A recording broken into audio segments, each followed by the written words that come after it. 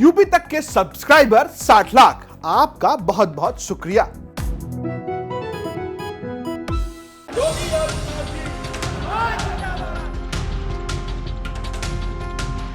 आजमगढ़ के उपचुनाव को लेकर इस वक्त सभी पार्टियां अपना जोर लगा रही हैं। एक और बीजेपी ने अपने सभी बड़े बड़े नेताओं को मैदान में उतार दिया है। वहीं मुस्लिम वोटों को लेकर सपा और बसपा में आपस में जमकर लड़ाई देखने को मिल रही है।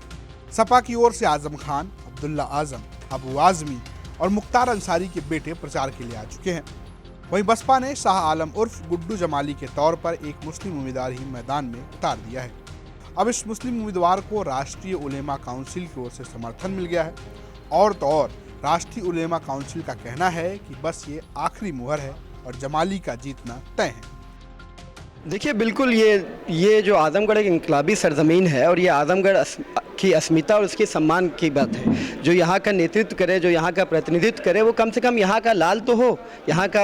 और इसलिए हमने जो मौजूदा हालत है कि आजमगढ़ को एक पिकनिक स्पॉट बना दिया गया है। चाहे वो भाजपा के प्रत्याशी हों, वो भी होटल में रह रहे हैं, सपा के प्रत्याशी भी होटल में रह रहे हैं। होटल में आप जानते हैं 4 दिन की ज़िंदगी होती है। तो हमारा जो प्रत्याशी हम लोगों ने हालात के मद्देनज़र समर्थन किया गुड्डू जमाली साहब को, इन्होंने साबित किया अपने आप को हर कदम पर, चाहे वो सामाजिक सेवा हो, चाहे सुख दुख में लोगों के खड़े होना हो, चाहे एक अच्छा राजनीतिक प्रतिनिधि के तौर पर। तो इस हालात के मद्देनज़र हम लोगों ने समर्थन किया और हम समझते हैं हमारे समर्थन से ये जीत पे आखिरी मोहर लग गई। कितना मुतमईन है कि आपके समर्थन से जमाली साहब की जीत है या जिस तरीके की उपलब्धि हो? बिल्कुल पूरे कंप्लीट तौर पे हमें इस बात का यकीन है कि जो भी भ्रम था, जो एक मकर जाल पिछले 3-4 दिनों से फैलाया जा रहा था, वो सारा जाल आज ख़त्म हो जाएगा। किसी तरह का किसी को कोई भ्रम नहीं है। ना मुस्लिम समाज डिवाइड हो रहा है, ना हिंदू समाज डिवाइड हो रहा है, ना एससी समाज डिवाइड हो रहा है। चौतरफा हर समाज का वोट मिलने जा रहा है और ये कामयाबी आजमगढ़ की कामयाबी होगी।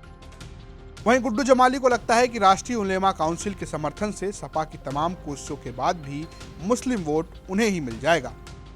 नहीं, बहुत लाभ मिलेगा। मैं तो बार बार कह रहा हूँ कि भाई इन लोगों का बेस वोट है। बाकी लोग तो जो घूम रहे हैं ना, मैं वो वर्ड नहीं बोलना चाहता, उनके पास कुछ नहीं है। They are so peace. जो लोग यहाँ के हैं, लोकल हैं, जिन लोगों ने मेहनत किया है ज़मीन पे, अपना कैडर तैयार किया, उन लोगों के पास वोट हैं।